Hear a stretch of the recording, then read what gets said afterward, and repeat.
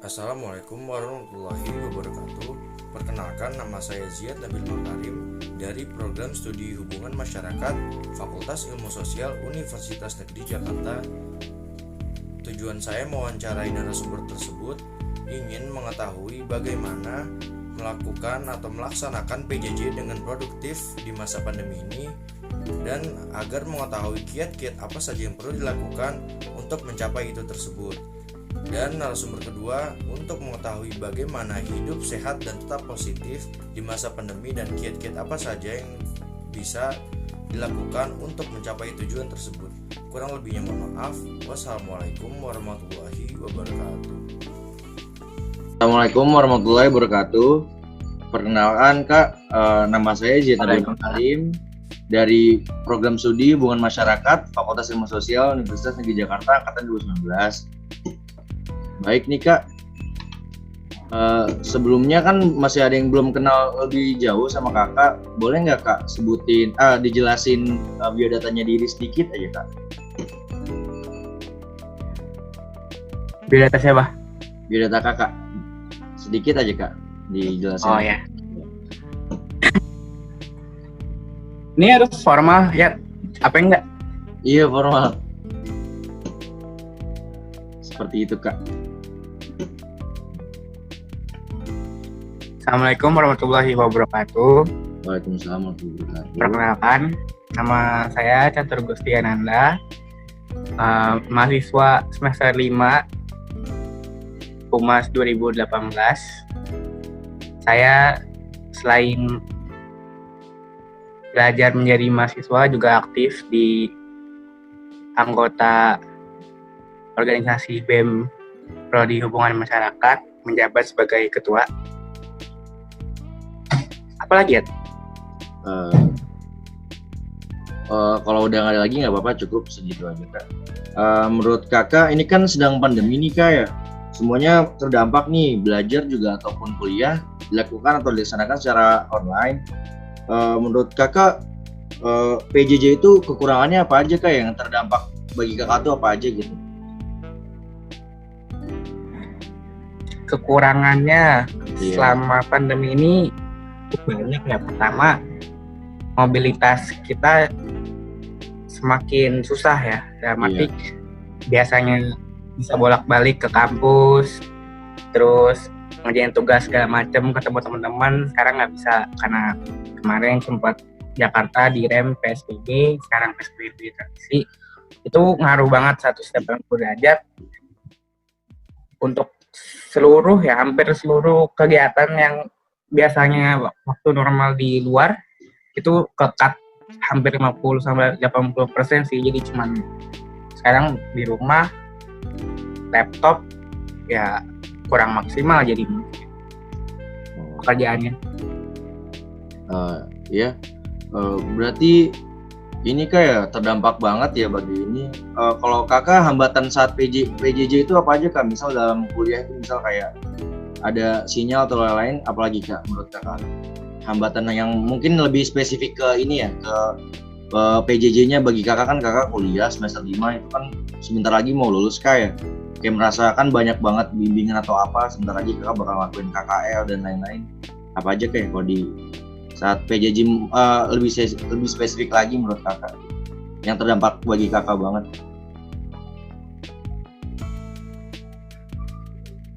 Hambatan yang lebih spesifik kalau ngomongin jaringan kayaknya biasa ya, maksudnya itu tanggung jawab masing-masing lah ya. Kalau misalnya untuk ke pembelajaran, yang pasti semester 5 tuh harusnya rata-rata praktek, survei, entrepreneur, terus apa lagi ya, media kehumasan, etika humas, itu harusnya lebih ke praktek. Bahkan dari semester 4 pun harusnya ada protokoler, itu kita nggak dapat praktek. Hambatannya untuk semester ini lebih berat dibanding semester kemarin kan. Lagi praktiknya itu kan apa ya, biar kita juga sebagai mahasiswa kan ada gambaran nanti di saat udah lulus di dunia kerja disuruh ini itu, ataupun pas lulus biasanya kan kalau di humas ada sertifikasi. Nah itu udah bisa ada gambarannya gitu. Kalau disuruh asesor, disuruh ini disuruh itu, harusnya udah bisa kan, cuman karena kemarin protokoler dan yang sekarang nggak praktek ya otomatis harus cari sendiri sih. Lebih ke teknis belajarnya aja sih, nggak dibilang nggak maksimal juga.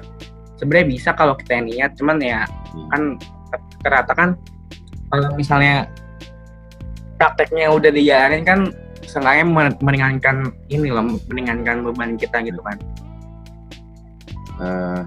Ya kan tadi kita dan teman-teman juga bakal udah ngedenger ya hambatan. Kalau bagi kakak sendiri tuh apa aja sih kak tips atau kiat-kiat ini kak agar produktif di masa PJJ ini kak?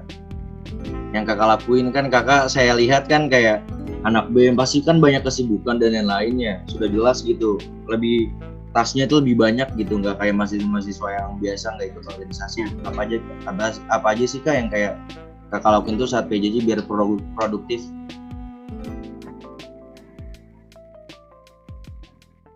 Yang pertama niat. Percuma mau ngapain aja kalau misalnya nggak ada niat buat geraknya nggak bakal jalan. Niat biasanya tuh ada kalau misalnya lu udah jenuh. Di saat udah jenuh PSBB, udah jenuh di rumah, gitu doang, main, nongkrong segala macem, tumbuh tuh kejenuhan buat niat, kayaknya saya lebih baik berubah nih, maksudnya lakuin sesuatu yang baru. Kalau itu udah ada, yang kedua cari apa sih yang lo suka, hobi lo apa sih, lo sukanya ngomongin orang misalnya, atau enggak misalnya yang paling gampang deh, misalnya lo suka nyanyi, ya udah lo cari referensi tuh, nyanyi apa yang enak ya, lagu, gue suka lagu apa ya, terus lo bikin karya, entah itu cover, entah itu bikin video musically yang ada efek-efeknya. Nah, nanti di situ lo bakalan ide muncul sendiri gitu yang lo mau sesuai lo. Atau enggak misalnya lo mau belajar gimana cara manage duit atau uang. Nah, nanti ada aja jalannya, misalnya entah itu lo ketemu influencer yang sejalan sama tujuan lo, atau misalnya lo ketemu seminar. Nah, nanti dari jalan-jalan yang kebuka itu nanti ngalir aja. Kayak nanti pas itu udah berjalan, lo nggak ngerasa lo udah produktif, padahal lo ngerasanya kayak ya udah lo ngelakuin yang menurut lo pengen lo lakuin aja. Kayak gitu sih. Oke. Kalau gue. Ya baik, jadi saya kan menyimpulkan sedikit dari apa yang kakak katakan. Jadi kayak mungkin kekurangan saat PJJ itu kan kayak yang basicnya kayak sinyal, jaringan, sama gear gitu, kayak laptop, kuota dan lain-lain. Terus kayak terdampak banget bagi kakak atau mahasiswa lain, apalagi semester 5 kan udah di ujung tanduk gitu, kayak ngerasa harus praktek dan lain-lain. Sepertinya tadi yang harusnya tersertifikasi, mungkin nanti kompetensinya kayak lebih berat lagi, kayak jarang melakukan praktek gitu. Terus tadi apa aja tipsnya itu kakak, yang pertama kakak sebutin itu yang pertama niat. Jadi kita harus niat, yang penting niat dulu kayak jangan mager biar benar-benar di totalitas gitu apa ini. Terus yang kedua itu apa yang disuka dikerjain, kayak jadi kayak bener kita tuh tahu apa yang kita suka, jadi benar-benar dikerjain, dilakuin. Oke, seperti ya kak. Baik kak. Sama paling ini sih ya, biasanya. Apa, kak? Ya silakan kak. Biasanya tambahan dikit, biasanya ini kalau misalnya mau produktif tuh biasanya kalau udah kepepet. Kayak misalnya kan ada tugas kampus nih, ribet bikin video misalnya, itu mau nggak mau itu harus dikerjain, kalau nggak kan nggak dapet nilai. Jadi bisa juga produktif karena kepepet. Sebisa mungkin bikin situasi dan diri lo mikir kayak gue kepepet nih, gue harus bisa ini nih, gue harus bisa main gitar misalnya, kepepet gue harus bisa main gitar, pokoknya nggak mau tahu, harus bisa main gitar. Nanti dengan kepepet itu lo bisa belajar dengan lebih cepat, lebih giat biasanya. Yang mendadak, yang autodidak tuh biasanya lebih cepat bisanya dibanding yang leha-leha. Itu sih tambahannya. Iya. Baik kak, terima kasih banget nih kak udah meluangkan waktunya. Maaf banget udah ganggu waktu makan siang dan istirahat kakak. Kurang lebihnya mohon maaf dari saya. Wabillahi taufiq wal hidayah. Wassalamualaikum warahmatullahi wabarakatuh. Waalaikumsalam warahmatullahi wabarakatuh. Thank you.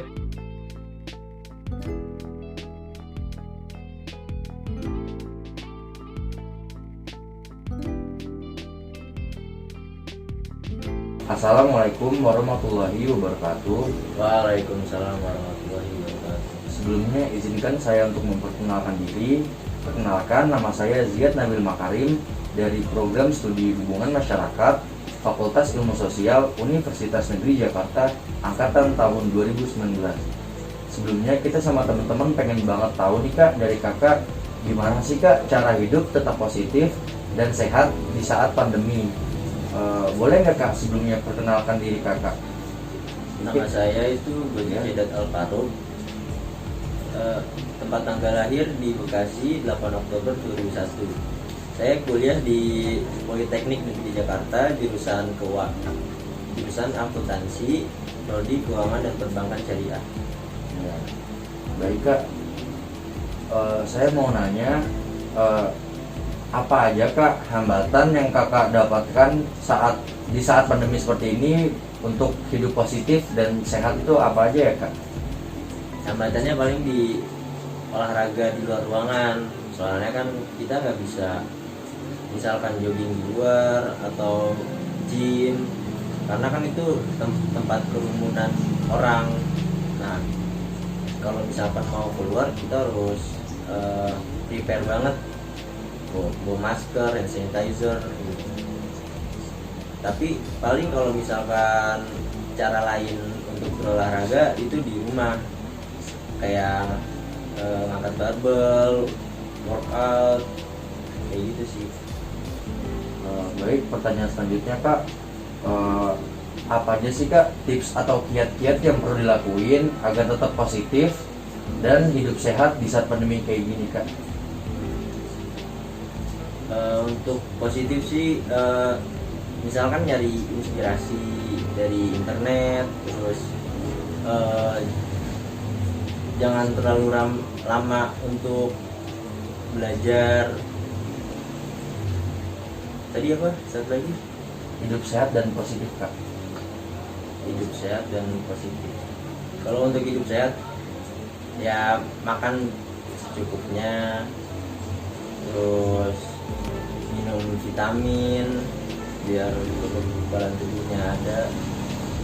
Sering-sering cuci tangan kalau misalkan keluar dari rumah, memakai masker, sama bawa hand sanitizer kalau keluar rumah. Oh baik Kak, jadi bisa disimpulkan dari jawaban yang Kakak telah jawab tuh seperti ini ya Kak. Jadi hambatan yang ada di saat pandemi ini mungkin lebih spesifik di olahraga ya Kak. Iya. Olahraga tidak bisa dilakukan di luar ruangan, tapi mungkin saat ini ada masa peralihan bisa tetapi mengikuti protokol kesehatan yang ada ya Kak. Mungkin dan selanjutnya pertanyaan kedua tuh bisa disimpulkan. Jadi kesimpulan yang saya bisa ambil yaitu olahraga tidak bisa dilakukan di luar rumah atau di ruangan luar dikarenakan masa pandemi. Kan kita juga harus menaati protokol kesehatan yang ada, dan untuk hidup sehat itu Kak kita perlu menjaga makan, menjaga atau mencari inspirasi yang lain, cuci tangan, masker, vitamin karena sangat amat dibutuhkan untuk kekebalan tubuh yang ada ya Kak. Iya. Terima kasih Kak telah memberi kiat-kiat hidup sehat dan positif. Terima kasih Kak telah menjawab pertanyaan-pertanyaan saya dan teman-teman semua. Mohon maaf apabila telah mengganggu waktu Kakak dan apabila ada banyak salah dari perkataan saya ataupun perbuatan. Mohon maaf. Wabillahi taufiq wal hidayah. Wassalamualaikum warahmatullahi wabarakatuh. Waalaikumsalam warahmatullahi wabarakatuh.